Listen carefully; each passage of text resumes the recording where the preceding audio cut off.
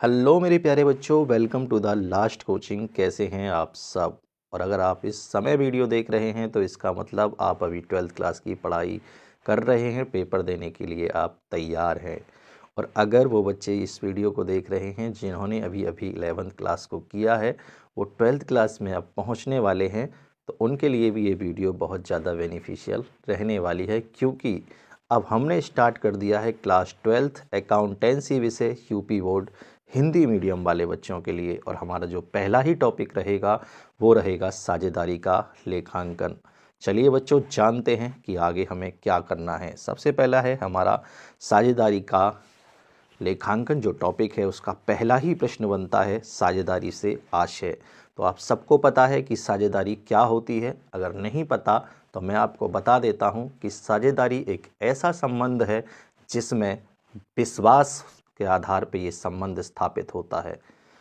कहने का मतलब ये है कि अगर दो व्यक्ति हैं और अगर उन्हें कोई व्यापार करना है या कोई कारोबार करना है, उनके बीच में एक दूसरे पे अटूट संबंध या एक दूसरे का अटूट विश्वास दोनों पे होना चाहिए। इसीलिए साझेदारी के जो व्यापार है उसका सबसे मुख्य जो बिंदु है वो ये है कि चाहे भले ही हम साझेदारी की सारी स्थितियों को पार कर लें, सारी स्थितियों को हम जान लें, लेकिन अगर साझेदारी के बीच में दो साझेदारों के बीच में, दो व्यक्तियों के बीच में अगर आपसी सहमति या संबंध नहीं है तो वो साझेदारी साझेदारी नहीं कहलाती है बच्चों। चलिए जानते हैं हम। तो हमारा सबसे पहले है साझेदारी से आशय उस वैधानिक संबंध से है जिसमें कम से कम, यहाँ पे कम से कम कितने व्यक्ति हो सकते हैं मेरे बच्चों? कम से कम दो व्यक्ति।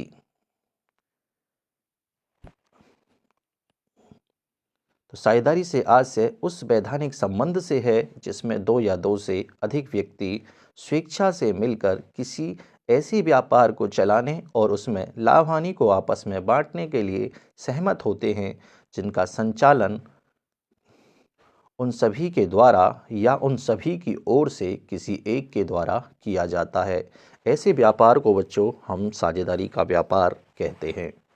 आपसे अगर प्रश्न पूछा जाए पेपर में तो आप पूरा डिक्टो इसी डेफिनेशन को आप छाप के आ जाइए, पूरे नंबर बच्चों आपको मिलने वाले हैं। उसके बाद हम जानते हैं कि सर आपने ये तो बता दिया कि साझेदारी से क्या आशय है। उसके बाद हम जानेंगे कि जो व्यक्ति, ये सभी जो व्यक्ति होते हैं, जो हमारे व्यक्ति कम से कम जो दो साझेदार होते हैं, ये बच्चों व्यक्तिगत रूप से तो साझेदार कहलाते हैं। व्यक्तिगत रूप से क्या कहलाते हैं? साझेदार।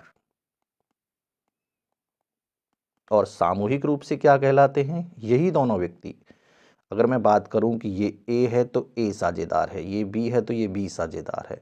अगर मैं इनका सामूहिक रूप से बात करूं तो सामूहिक रूप से बच्चों ये क्या कहलाएंगे? सामूहिक रूप से ये फर्म कहलाएंगे। और जिस नाम से हमारा व्यापार किया जाएगा उसे हम फर्म का नाम कहेंगे। तो अब आपके मन में एक प्रश्न और चल रहा होगा कि सर क्या इसकी कोई डेफिनेशन भी है? किसी नियम के अंतर्गत क्या इसमें डेफिनेशन दी गई है? तो हाँ बच्चों, बिल्कुल। भारतीय साझेदारी अधिनियम 1932 की धारा 4। आपसे बहुविकल्पीय प्रश्न भी पूछा जाता है कि भारतीय साझेदारी अधिनियम किस अधिनियम के अंतर्गत किया जाता है, तो आपका जवाब रहेगा 1932 की धारा 4 के अनुसार। साझेदारी उन व्यक्तियों के बीच का संबंध है।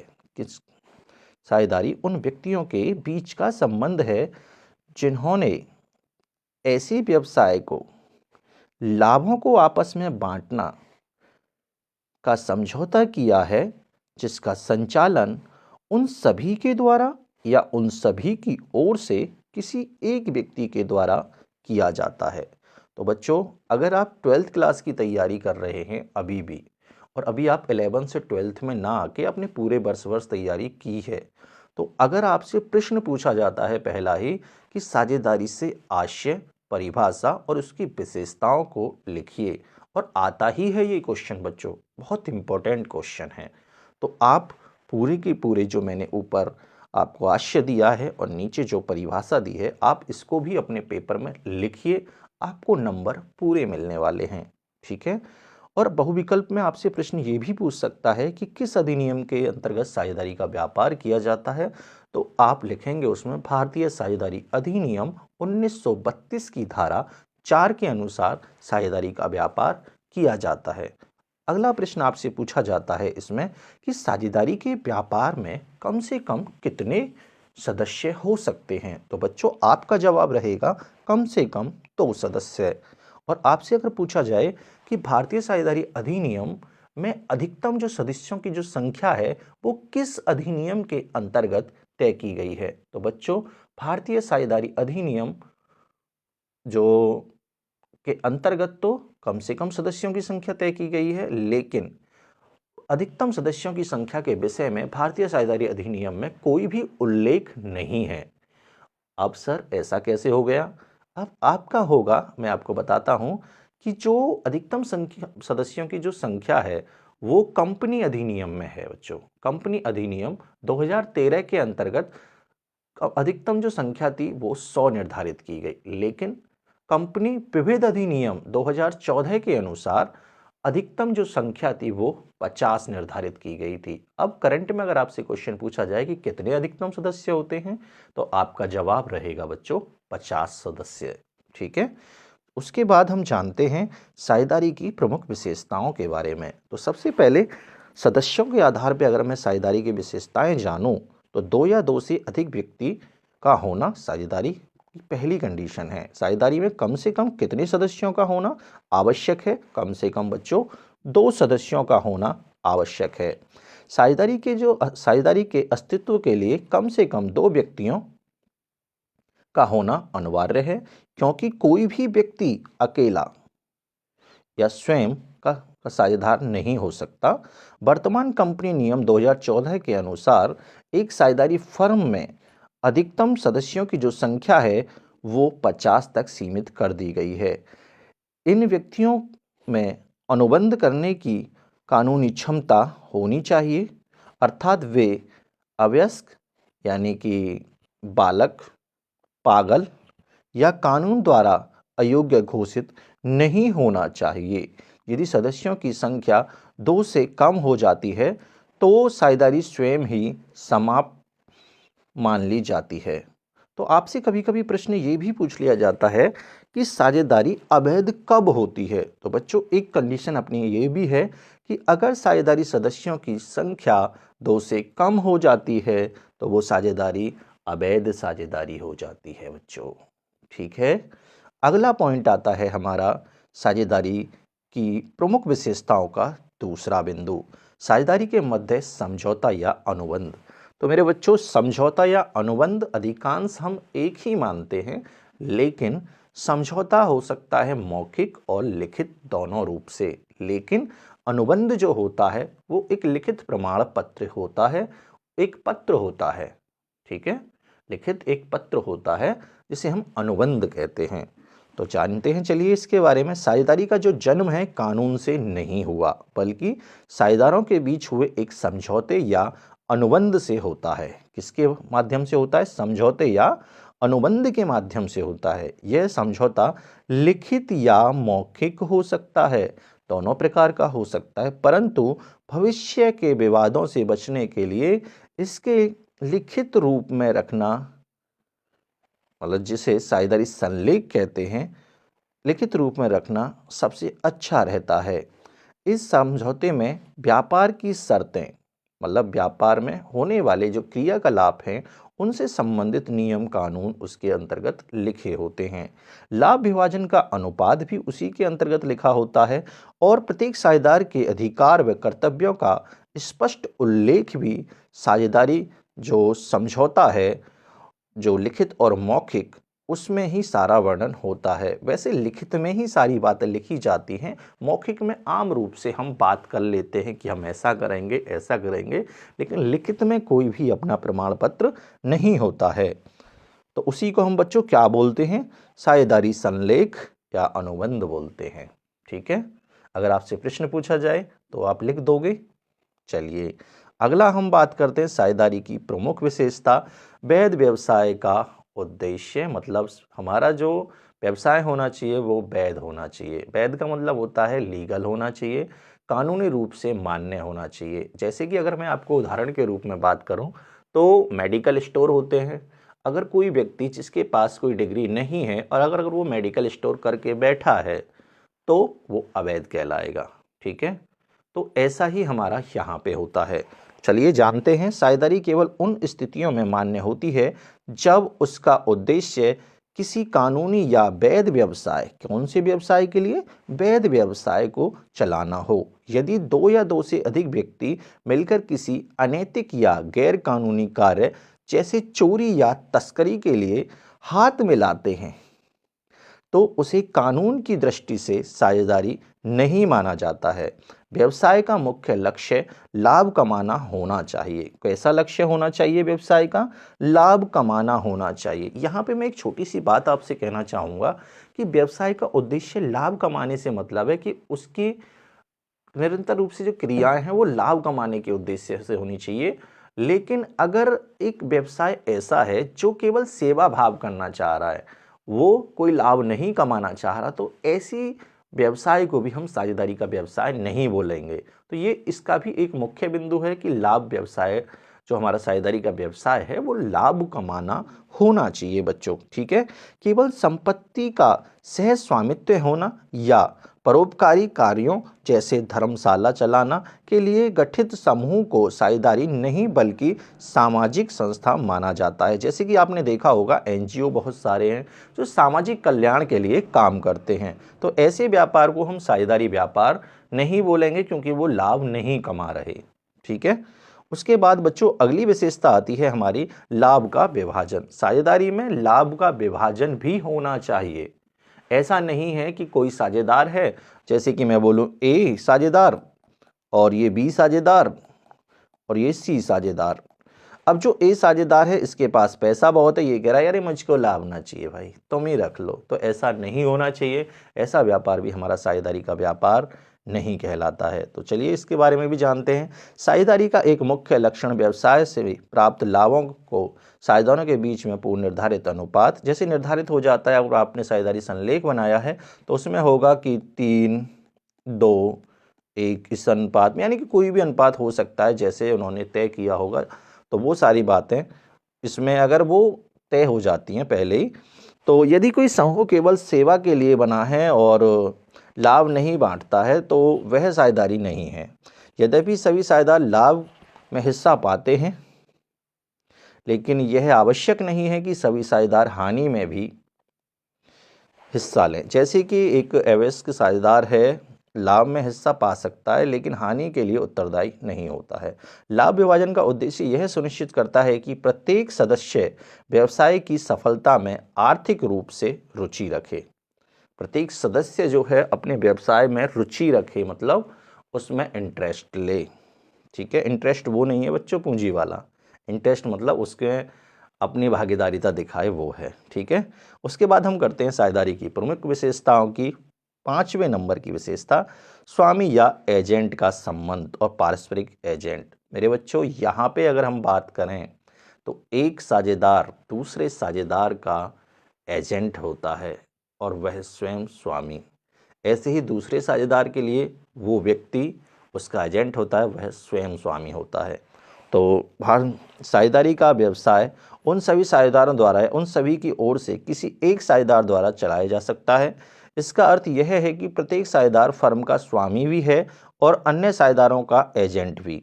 एक साझेदार द्वारा फर्म, यहाँ पे ध्यान दीजिए, स्वामी भी है और एजेंट भी है। एक साझेदार द्वारा फर्म के नाम पर किया गया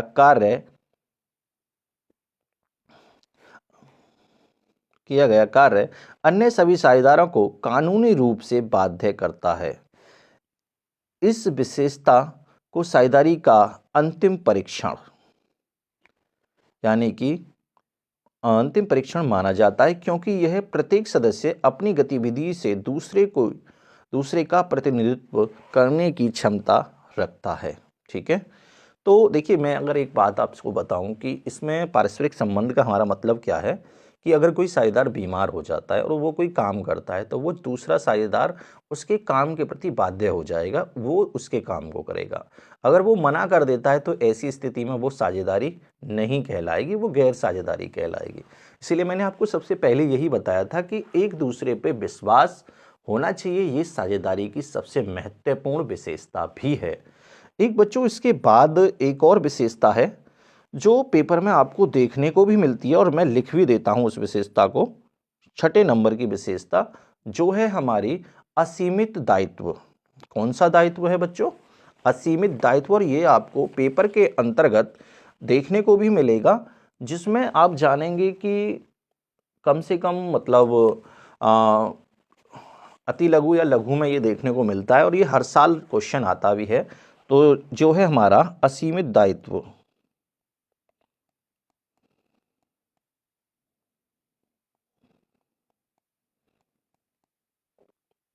असीमित दायित्व किसे कहते हैं? तो बच्चों जिसकी कोई सीमा ना हो, और दायित्व का मतलब होता है हमारे द्वारा जो निभाया जाता है उसे दायित्व कहते हैं।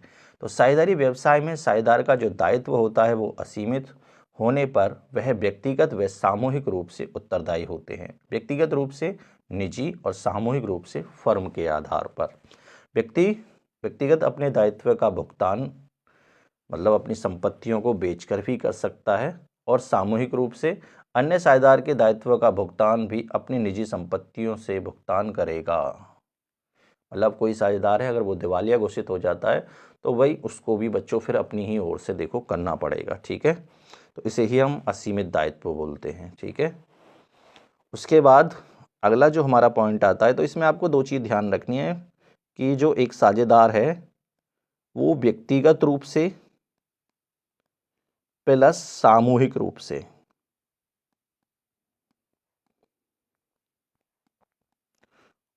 से फर्म के लिए जिम्मेदार होता है।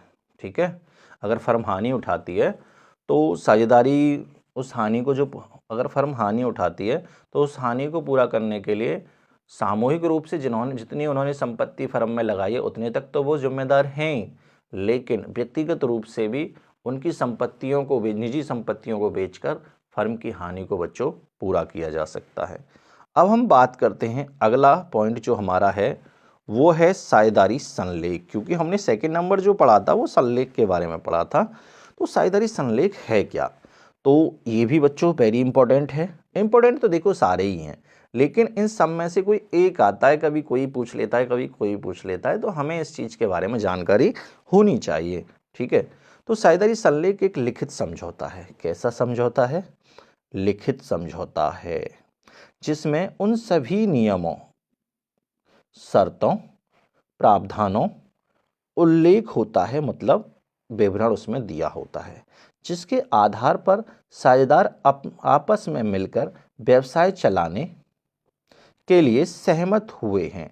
चूंकि साझेदारी का जन्म अनुबंध से होता है, इसीलिए भविष्य में किसी भी प्रकार की गलतफहमी या कानूनी विवाद से बचने के लिए इन शर्तों को कागज पर लिखकर उन पर सभी साझेदारों के हस्ताक्षर लिए जाते हैं। ठीक है, इसमें इसे साझेदार के अंतः नियम भी कहा जाता है। यद्यपि भारतीय साझेदारी अधिनियम 1932 के अनुसार लिखित समझौता अनिवार्य नहीं है, लेकिन व्यावसायिक दृष्टिकोण से इसे बनाना बहुत ही उपयोगी माना जाता है। आपसे एक प्रश्न बच्चों यहाँ पे ये पूछता है कि साझेदारी के व्यापार में जो साझेदारी संलेख है, जो हमारा लिखित समझौता है, वो बनाना अनिवार्य है या नहीं है? तो आपका जवाब रहेगा कि अनिवार्य नहीं है। ठीक है, उसके बाद बच्चों आता है हमारा साझेदारी संलेख की मुख्य जो सामग्रियां हैं वो क्या क्या है। एक आदर्श साझेदारी संलेख में आमतौर पर निम्नलिखित बातों को सम्मिलित किया जाता है। सबसे पहले फर्म का नाम और पता, व्यवसाय का नाम क्या हो और कहाँ स्थित है, इसका पूरा विवरण साझेदारी संलेख में बच्चों लिखा जाता है। दूसरा, साझेदारों के विवरण, सभी साझेदारों के नाम, पते व उसके व्यवसाय में प्रवेश की तिथि भी उस साझेदारी संलेख के अंतर्गत रिकॉर्ड की जाती है। उसके बाद आता है व्यवसाय की प्रकृति, मतलब आप कौन सा व्यवसाय कर रहे हैं, फर्म किस प्रकार का व्यवसाय या कार्य करेगी। उसके बाद पूंजी का योगदान, प्रत्येक साझेदार कितनी पूंजी लगाएगा और पूंजी पर ब्याज दिया जाएगा या नहीं दिया जाएगा, इस सारी बातों का उल्लेख भी साझेदारी संलेख के अंतर्गत होता है। उसके बाद आता है हमारा लाभ हानि का विभाजन। लाभ हानि का विभाजन भी साझेदारी संलेख के अंतर्गत लिखा जाता है। साझेदारों के बीच लाभ और हानि किस अनुपात में बांटनी है, ये साझेदारी के अंतर्गत उसका उल्लेख होता है। आहरण और उस पर ब्याज, साझेदार निजी उपयोग के लिए कितनी राशि निकाल सकता है और उस पर ब्याज देने की दर क्या होगी, ये भी उसके अंतर्गत रिकॉर्ड किया जाएगा। वेतन और कमीशन, अगर कोई साझेदार अतिरिक्त काम करता है, जैसे मैंने ऊपर बोला था कि या तो वो सभी मिलकर व्यापार का संचालन करते हैं या उनमें से कोई एक व्यापार का संचालन करता है सभी की सहमति से, तो उसके लिए उसको अलग से पारिश्रमिक दिया जा सकता है, अलग से उसको अतिरिक्त प्रतिफल दिया जा सकता है, जिसे हम वेतन, कमीशन, बोनस आदि बोल सकते हैं। ठीक है, तो सबसे आता है हमारा वेतन या कमीशन। क्या किसी साझेदार को कार्य करने के बदले अलग से वेतन या कमीशन दिया जाएगा। उसके बाद आता है साझेदार द्वारा ऋण। अगर किसी साझेदार ने फर्म को ऋण दिया है, लोन दिया है, तो उसका क्या होगा, यदि कोई साझेदार फर्म को कर्ज देता है तो उस पर किस दर से ब्याज लगेगा, ये भी साझेदारी संलेख के अंतर्गत रिकॉर्ड किया जा सकता है। वैसे अधिकांश अगर साझेदारी संलेख में उल्लेख नहीं है या साझेदारी संलेख में दर जो होती है वो ऋण, साझेदारी ऋण पर वो 6% की रहती है, परंतु यदि साझेदारी संलेख में उल्लेख है कि ऋण पर ब्याज हम 8% देंगे या 12% देंगे या 4% देंगे, तो बच्चों वही माना जाएगा। ठीक है, उसके बाद हम जानते हैं साझेदारी संलेख का महत्व। साझेदारी की जो संलेख है इसकी आवश्यकता ऐसी क्या है, अगर आपसे पूछ लेता है तो आपको बताना पड़ेगा कि विवादों का समाधान, यह साझेदार के बीच होने वाले झगड़ों को सुलझाने में एक कानूनी साक्ष्य के रूप में कार्य करता है। जब सारी बातें लिखित में हो गई, सभी साझेदारों ने उस पर हस्ताक्षर कर दिए, तो कोई भी साझेदार मुकर नहीं सकता कि मैंने ऐसा नहीं बोला था। ठीक है, तो एक है कि विवादों का समाधान के लिए भी साझेदारी संलेख की आवश्यकता है, महत्व है। कर्तव्यों का निर्धारण, यह स्पष्ट करता है कि किसी साझेदार को क्या काम करना है और उसका अधिकार क्या है। ये भी साझेदारी संलेख के अंतर्गत रिकॉर्ड भी किया जाता है और उसमें सारी बातें लिखी भी जाती हैं कि किसका क्या काम है। भ्रम की समाप्ति, भ्रम मतलब दुविधा, लाभ विभाजन, पूंजी पर ब्याज आदि को लेकर कोई अगर मतलब संशय है या कोई मन में कोई कल्पना है कि ऐसा नहीं है, तो वो सारी बातें इसके अंदर रिकॉर्ड होती हैं, तो फिर पता चल जाता है बच्चों। अब हम जानते हैं एक महत्वपूर्ण नोट, यदि साझेदारी संलेख ना रखा गया हो। कभी कभी होता ऐसा है कि साझेदारी संलेख हम नहीं रखते हैं, हम दो मित्र मिलकर व्यापार कर रहे हैं और हम कह देते हैं अरे हम में तो बहुत अच्छी मित्रता है, हम तो नहीं गए, हम कोई लिखित में नहीं रखेंगे, हमारी मित्रता वर्षों पुरानी है, तो हम तो ऐसा कोई लिखित में कोई समझौता नहीं करेंगे। और अगर उनके बीच में कोई लड़ाई झगड़ा हो जाता है, उनके बीच में अगर कोई विवाद उत्पन्न हो जाता है, तो फिर उसका निपटारा कैसे किया जाता है बच्चों। तो चलिए, हाँ, ये मोस्ट इम्पोर्टेंट बच्चों, very most IMP important question पिछली बार भी पेपर में आया है। ठीक है, तो एक महत्वपूर्ण नोट, यदि संलेख ना हो तो यदि साझेदारों में कोई संलेख नहीं बनाया है, तो भारतीय साझेदारी अधिनियम के नियमों के अनुसार अगर उनके बीच में कोई विवाद उत्पन्न हो जाता है, उनमें कोई लड़ाई झगड़ा हो जाता है, तो भारतीय साझेदारी अधिनियम 1932 के अनुसार उनका निपटारा किया जाएगा। सबसे पहले लाभ का जो विभाजन है वो कैसे होगा, तो लाभ का विभाजन बराबर बराबर होगा। कोई साझेदार कुछ भी बोले, देखिए सबसे पहले मैं आपको बता देता हूं कि ये हमारा एक साझेदार है, ये हमारा दूसरा साझेदार है, और ये हमारा तीसरा साझेदार है। ठीक है, ए साझेदार, बी साझेदार, सी साझेदार। ए साझेदार ने फर्म में पूंजी लगाई 50,000 रुपये, बी साझेदार ने फर्म में पूंजी लगाई 30,000 रुपये, सी साझेदार ने फर्म में पूंजी लगाई 20,000 रुपये। ठीक है, अब ये क्या कहता है, इसमें देखो सारी बातें जब रिकॉर्ड होती हैं तो सारी बातें तो उसमें निर्धारित हो जाती हैं, लेकिन जब हमने मौखिक ही कोई समझौता रखा है, कोई लिखित में बात है ही नहीं, तो फिर कैसे होगा। उसमें होगा क्या कि जो हमारा भारतीय साझेदारी अधिनियम 1932 में जो नियम कहे गए हैं, नियम बताए गए हैं, जो धाराएं, उसके अकॉर्डिंग फिर हम सारी बातें करेंगे। ठीक है, तो उसमें होता क्या है कि अगर मैं बोलूँ कि जिसने ज़्यादा पूंजी लगाई ये ज़्यादा लाभ लेगा, इसने कम लगाई उससे तो ये कम, थोड़ा कम लेगा, ये सबसे कम लेगा, तो ऐसा नहीं है बच्चों। साझेदारी संलेख में अगर अभाव है, साझेदारी संलेख अगर नहीं बनाया है, तो लाभ का विभाजन जो होगा वो बराबर बराबर होगा, सबको 1/3, 1/3, 1/3 होगा। अगर 2 होते तो 1/2, 1/2 ऐसे होता। ठीक है, पूंजी पर कोई ब्याज नहीं मिलेगा, किसी ने कितनी भी पूंजी लगाई हो उससे कोई फ़र्क नहीं पड़ता। साझेदारी संलेख अगर उन्होंने नहीं बनाया है तो पूंजी पर ब्याज नहीं मिलेगा।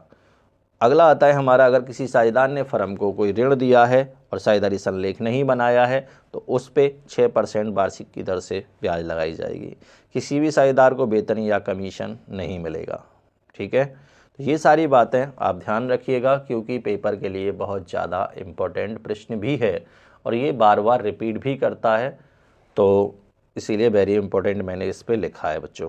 ठीक है, अब जानते हैं साझेदारी संलेख के अभाव में लागू होने वाले नियम परीक्षा की दृष्टि से सबसे महत्वपूर्ण हैं। जब साझेदारों के बीच कोई लिखित समझौता नहीं होता है तो भारतीय साझेदारी अधिनियम 1932 के प्रावधान स्वयं लागू हो जाते हैं। आपसे प्रश्न पूछ लिया जाता है कि भारतीय साझेदारी अधिनियम 1932 के नियम जो होते हैं वो साझेदारी संलेख के अभाव में लागू होते हैं या नहीं होते हैं, तो बिल्कुल बच्चों लागू होते हैं। ठीक है, लेकिन अब यहाँ पे आपसे एक बात और ध्यान देनी है, इसके आपके कुछ प्रश्न भी आते हैं जो पेपर में इतना देखने को नहीं मिलते हैं, लेकिन आपसे ना थ्योरी के रूप में ये पूछ लेता है कि साझेदारी संलेख के अभाव से आप क्या समझते हैं, तो इसे याद कर लीजिएगा बच्चों, बहुत इंपॉर्टेंट है वैसे तो। ठीक है, अगला आता है हमारा साझेदारी संलेख के अभाव में लागू होने वाले नियम की मैंने एक टेबल बना के रख दिया, आप स्क्रीनशॉट चाहें तो स्क्रीनशॉट ले लीजिए। जैसे लाभ का विभाजन सभी साझेदारों के बीच में बराबर अनुपात में होगा, पूंजी पर ब्याज नहीं दिया जाएगा, आहरण पर ब्याज, साझेदार से आहरण पर कोई ब्याज नहीं लगाया जाएगा। उसके बाद ऋण पर ब्याज, यदि किसी साझेदार ने फर्म को ऋण दिया है तो कितनी % की दर से रहेगा, 6% की दर से रहेगा। वेतन या कमीशन, किसी भी साझेदार को कार्य के लिए कोई पारिश्रमिक नहीं दिया जाएगा। नए साझेदार के प्रवेश, सभी वर्तमान साझेदारों की सहमति के बिना कोई प्रवेश नहीं होगा बच्चों। ठीक है, उसके बाद याद रखने योग्य महत्वपूर्ण बातें, ऋण पर ब्याज यह फर्म के लिए एक प्रभार है। प्रभार का मतलब होता है चाहे फर्म लाभ उठाए या हानि उठाए, चुकाना तो बच्चों पड़ेगा। इसका मतलब है कि फर्म को लाभ हो या हानि, यह 6% ब्याज हर हाल में देना ही होगा। समान अधिकार, संलेख न होने पर प्रत्येक साझेदार को फर्म में संचालन में भाग लेने और फर्म की वहीयों का निरीक्षण करने का बराबर का अधिकार होता है। कोई साझेदार है जो अपना व्यापार में संचालन कर रहा है, सबकी सहमति से ही कर रहा है, लेकिन अगर वो ये कहे कि मैं दूसरे साझेदार को कोई भी लिखित जो हमारे वो होते हैं खाते, मैं उनको नहीं दिखाऊंगा, तो ऐसा नहीं हो सकता, वो उससे रोक भी नहीं सकता है बच्चों। उसके बाद हम बात करते हैं साझेदारी की आवश्यकता क्यों पड़ी। अब हम इतने देर से पढ़ रहे हैं तो, लेकिन हम साझेदारी की आवश्यकता को भी तो हमें जानना होगा ना कि किसके कारण साझेदारी की आवश्यकता हुई। तो व्यवसाय के क्षेत्र में जब एकांकी व्यापार की सीमाएं आने लगीं तब साझेदारी का जन्म होता है। कब होता है? एकांकी व्यवसाय की कुछ कमियों के कारण साझेदारी के व्यवसाय का जन्म होता है। आधुनिक युग में बड़े स्तर पर व्यवसाय करने के लिए साझेदारी की आवश्यकता मुख्य रूप से निम्नलिखित कारणों से होती है। वो कारण क्या हैं, चलिए जानते हैं। साझेदारी की आवश्यकता, नंबर 1, अधिक पूंजी की व्यवस्था। एकांकी व्यवसाय में कितने व्यक्ति होते हैं बच्चों? एक व्यक्ति। की बचत और ऋण लेने की जो क्षमता होती है वो कैसी होती है, सीमित होती है। बड़े व्यवसाय के लिए भारी निवेश मतलब अधिक धन की आवश्यकता होती है। साझेदारी में 2 या 2 से अधिक व्यक्ति मिलकर अपनी पूंजी लगाते हैं, जिससे फर्म की वित्तीय स्थिति मजबूत होती है और बड़े पैमाने पर उत्पादन व व्यापार करना संभव हो जाता है। सबसे पहली है कि साझेदारी की जो स्थापना हुई, साझेदारी की जो आवश्यकता महसूस हुई, वो हमारा क्या था कि एकल व्यापार जो है जिसमें एक ही व्यक्ति में व्यापार करता है, उसकी कुछ कमियों के कारण ऐसा हुआ। ठीक है, पहली कमी है उसमें अधिक पूंजी की व्यवस्था, मतलब पूंजी की उसकी सीमितता थी। ठीक है। दूसरा, साझेदारी की आवश्यकता, कार्यकुशलता एवं विशिष्टीकरण। एक अकेला व्यक्ति हर काम, मार्केटिंग, अकाउंटिंग, प्रोडक्शन में माहिर नहीं हो सकता। साझेदारी में अलग अलग योग्यता वाले व्यक्ति साथ आते हैं। उदाहरण के लिए एक साझेदार तकनीकी ज्ञान में कौशल हो सकता है और दूसरा साझेदार मार्केटिंग में, और इसके कार्य का विभाजन होता है और प्रबंध का सुधार आता है। मतलब एकल व्यक्ति कहते हैं ना कि कोई भी व्यक्ति किसी भी कार्य को करने में परिपूर्ण नहीं होता, उसे अन्य व्यक्तियों की आवश्यकता पड़ती है।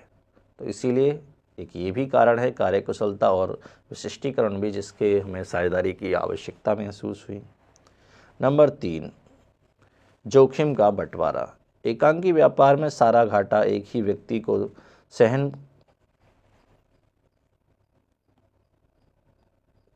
करना पड़ता है, जो कभी कभी उसे दिवालिया बना सकता है। देखिए, जब व्यापार में कंटिन्यू जब घाटा होता रहेगा, बड़े स्तर पे जब घाटा हो जाएगा, तो फिर व्यापारी यही सोचेगा कि मैं तो दिवालिया हो जाऊं। साझेदारी में व्यवसाय का जोखिम सभी साझेदार में उसके लाभ विभाजन अनुपात में बांटा जाता है। इससे किसी एक व्यक्ति पर मानसिक और आर्थिक बोझ नहीं पड़ता और साहसी निर्णय लेने की जो क्षमता बढ़ती है। ठीक है, एक ये भी है अपना। उसके बाद हम चौथा बिंदु की बात करते हैं, संतुलित निर्णय। 2 दिमाग एक से बेहतर होते हैं, सब जानते हैं। साझेदार में किसी भी महत्वपूर्ण विषय पर सभी साझेदार आपस में परामर्श करते हैं। आपसी विचार विमर्श से जल्दबाजी में लिए गए गलत निर्णय की संभावना कम हो जाती है और व्यवसाय के प्रति अधिक संतुलन और विवेकपूर्ण दृष्टिकोण विकसित होता है। देखिए, जब 2 व्यक्ति हैं तो एक तो है कि वहाँ पे जो निर्णय है वो आसानी से और जल्दबाजी में नहीं लिए जाते, सोच विचार करके ही और विवेकपूर्ण दृष्टि से लिए जाते हैं, जो एकल व्यवसाय की ये भी एक कमी थी। तो इसके कारण साझेदारी का उदय हुआ था। 5वां बिंदु है हमारा, विस्तार की सुविधा। जब व्यवसाय को बढ़ाने या नई शाखाएं खोलने की आवश्यकता होती है, तो साझेदारी अधिक लचीली होती है, मतलब उसमें परिवर्तन किए जा सकते हैं। नए साझेदारों में प्रवेश देकर अतिरिक्त पूंजी और नए कौशल प्राप्त किया जा सकता है। इससे व्यवसाय की निरंतरता और विकास सुनिश्चित होता है। ठीक है, तो ये हमारे आवश्यकता के कुछ बिंदु थे। अब हम बच्चों इसके बाद करते हैं बात लाभ हानि नियोजन खाता। सर ये क्या है? लाभ हानि नियोजन खाता लाभ हानि खाते का यानी प्रॉफिट एंड लॉस अकाउंट का ही विस्तार है। क्या है? विस्तार। यह खाता शुद्ध लाभ ज्ञात होने के बाद, जब हम लाभ हानि खाता बना लेते हैं तो उसके बाद जो हमें लाभ मिलता है, इसका मुख्य उद्देश्य फर्म के शुद्ध लाभ को साझेदारों के बीच उसके समझौते या साझेदारी संलेख के नियमों के अनुसार विभाजित करना होता है। ठीक है, चूंकि यह खाता केवल फर्म के लाभों के बंटवारे को दिखाता है, इसीलिए इसे नियोजन खाता भी कहते हैं। ठीक है, 2 नंबर में बच्चों पूछ लेता है, तो आप इसको याद भी कर लीजिएगा और समझ भी गए होंगे कि लाभ हानि नियोजन खाता लाभ हानि खाते प्रॉफिट एंड लॉस अकाउंट का विस्तार है। ठीक है, अगला यह लाभ हानि खाते के बाद बनाया जाता है। साझेदार जो विद्यमान साझेदार हैं, उनका जो अनुपात है उसमें लाभ का बंटवारा करने के लिए यह खाता बनाया जाता है। ठीक है, लाभ हानि खाता लाभ हानि नियोजन खाता की विशेषताएं, मुख्य विशेषताएं इसकी हैं। प्राकृतिक, यह एक नाम मात्र का खाता है। बच्चों प्रश्न पूछ लेता है कि लाभानी नियोजन खाता किस प्रकार का खाता है, तो एक नाम मात्र का खाता है।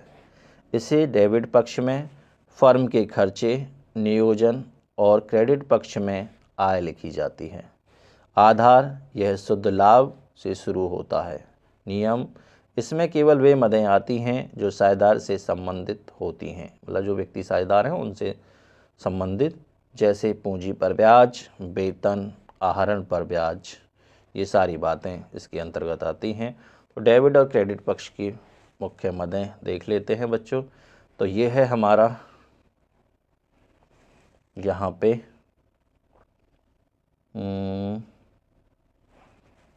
चलिए 2 पक्ष हैं इसमें। ये हमारा कौन सा पक्ष है, ये अपना डेबिट पक्ष है, ये अपना क्रेडिट पक्ष है। शुद्ध लाभ, सबसे पहले शुद्ध लाभ लिखेंगे। उसके बाद अगर किसी साझेदार ने फर्म से कोई निजी उपयोग के लिए पैसा निकाला है तो उन पर ब्याज लिखेंगे जो हमारे क्रेडिट पक्ष में आएंगी। अगर फर्म को हानि हुई है तो शुद्ध हानि लिखेंगे। इन दोनों में से कोई एक आएगा, ठीक है, स्टार बना देता हूँ। इन दोनों में से कोई एक आएगा। पूंजी पर ब्याज, साझेदार द्वारा लगाई गई जो धनराशि है उस पर ब्याज हमारे डेबिट पक्ष में आएगी। साझेदार का वेतन, बोनस, कमीशन, अगर कोई वो अतिरिक्त काम करता है तो उसके लिए वेतन, बोनस, कमीशन दिया जाता है, तो ये हमारा डेबिट पक्ष में आएगा। सामान्य संचय, भविष्य में अगर किसी बात की कोई शंका है, कोई हानि होने की संभावना है या किसी भवन का निर्माण कराना है, उसके लिए अपने लाभ का कुछ हिस्सा साझेदार रखते हैं तो उसे हम सामान्य संचय कहते हैं, ठीक है। तो इसके बाद ये हमारे ये सारी मदें हमारे डेबिट और क्रेडिट पक्ष में दोनों में आती हैं लाभानी नियोजन खाते में। यह लाभानी नियोजन खाता प्रॉफिट एंड लॉस अकाउंट से कैसे अलग है, इसके बारे में भी जानते हैं। उद्देश्य, लाभानी खाता शुद्ध लाभ निकालने के लिए बनाया जाता है, जबकि नियोजन खाता उस लाभ को बांटने के लिए बनाया जाता है। अगर आपसे प्रश्न पूछ लिया जाए कि लाभानी नियोजन खाता और लाभानी खाते में अंतर कीजिए, तो आप पहला अंतर उद्देश्य के आधार पर कर सकते हैं। लाभानी खाता शुद्ध लाभ निकालने के लिए बनाया जाता है, जबकि नियोजन खाता उसमें उसे लाभ को बांटने के लिए बनाया जाता है। समय, नियोजन खाता हमेशा लाभानी खाते के बाद बनाया जाता है, ठीक है। संबंध, लाभानी खाते में बाहरी व्यय जैसे कि किराया, बिजली आते हैं, जबकि नियोजन खाते में केवल साझेदार से संबंधित लेन देन आते हैं। विशेष टिप, यदि फर्म को हानि होती है तो सामान्य पूंजी पर ब्याज, वेतन नहीं दिया जाता है, क्योंकि ये लाभों का नियोजन है, प्रभार नहीं है, ठीक है बच्चों। उसके बाद हम बात करते हैं लाभानी नियोजन खाता कि प्रत्येक मद का अपना एक महत्वपूर्ण नियम होता है, जहां इन मदों का विस्तार पूर्वक स्पष्टीकरण दिया गया है। तो अगर आपसे प्रश्न भी पूछे जाते हैं तो आप इसमें भी आपको जानकारी जब होगी तो आप कर भी लोगे। क्रेडिट पक्ष में कौन कौन सी मदें आती हैं वो मैंने ऊपर भी बताई हैं, आपको फिर से बता देता हूं कि शुद्ध लाभ, नेट प्रॉफिट, यह लाभ हानि खाते प्रॉफिट एंड लॉस अकाउंट से लाया गया प्रारंभिक शेष होता है। यह शुद्ध लाभ में से मैनेजर का कमीशन या साझेदार का ऋण पर ब्याज नहीं घटाया गया है तो उन्हें यह दिखाने से पहले घटाया जाता है। मतलब मैनेजर का कमीशन, भवन का किराया और साझेदार के ऋण पर ब्याज हमारे क्या होते हैं, लाभों पर प्रभार, लाभों पर प्रभार होते हैं, ये ध्यान रखिएगा। उसके बाद आहरण पर ब्याज, जब साझेदार अपने निजी खर्च के लिए फर्म से पैसा निकालता है तो फर्म उसे उस पर ब्याज वसूलती है। यह फर्म की आय, इसीलिए इसे क्रेडिट पक्ष में लिखा जाता है। उसके बाद हम बात करते हैं डेबिट की मदें। पूंजी पर ब्याज, इंटरेस्ट ऑन कैपिटल, साझेदारों द्वारा लगाई गई पूंजी पर फर्म उन्हें ब्याज देती है। यह फर्म के लिए व्यय है। ध्यान रहे कि यह केवल तभी दिया जाता है जब संलेख में इसका उल्लेख हो, फर्म को लाभ हुआ हो। नंबर दूसरा पॉइंट है हमारा साझेदार का वेतन या कमीशन। यदि कोई साझेदार फर्म में विशेष कार्य करता है और साझेदार के अनुसार समझौते के अनुसार वह पारिश्रम का हकदार है तो उसे यह डेबिट किया जाता है। सामान्य संचय, कभी कभी फर्म भविष्य की अनिश्चितताओं के लिए लाभ का एक हिस्सा अलग रख देती है। इसे लाभ का बंटवारा ही माना जाता है, इसीलिए इसे यह डेबिट किया जाता है। डेबिट पक्ष की मदें, विवरण योग्य लाभ। सभी मदों को घटाने के बाद जो शेष बचता है उसे साझेदारी के लाभ विभाजन अनुपात में बांट दिया, उसे पूंजी या चालू खाते में हस्तांतरित कर दिया जाता है। उसके बाद आता है हमारा विशेष नियम। क्या है? लाभ बनाम प्रभार। लाभ बनाम प्रभार का अर्थ है नियोजन खाते में केवल वही मदें आती हैं जो नियोजन हैं। साझेदार के ऋण पर ब्याज, भवन का किराया इसमें नहीं आते हैं क्योंकि प्रभार है और लाभ हानि खाता प्रॉफिट एंड लॉस अकाउंट में आते हैं। हानि की स्थिति, यदि फर्म को शुद्ध हानि हुई है तो सामान्यतः पूंजी पर ब्याज, वेतन नहीं दिया जाता है। उसके बाद बच्चों एक प्रश्न है जो मैंने लिया है, जिसमें है ए और बी साझेदार हैं जो 3:2 में लाभ बांटते हैं। शुद्ध लाभ 50,000 है। पूंजी पर जो ब्याज है वो 5,000, ए का 5,000 और बे का 3,000 है। बे का वेतन 2,000 प्रति माह है तो 24,000 रुपये वार्षिक हो जाता है। आहरण पर ब्याज ए से 1,000 रुपये और बे से 500 रुपये लेना है। तो लाभ हानि नियोजन खाता बच्चों बनाना है। मैंने इसको रखा भी है समझाने के उद्देश्य से। तो सबसे पहले मैंने आपको बताया था कि हमें शुद्ध लाभ लिखना है। शुद्ध लाभ कितना है? 50,000। कितना है बच्चों? ये रहा 50,000। ठीक है। उसके बाद कलर चेंज कर लेता हूँ इसका। चलो येलो लेता हूँ आपकी बार। उसके बाद ये रहा, हमने यहाँ पे लिख दिया। अरे ये तो दिख ही ना रहा बच्चों।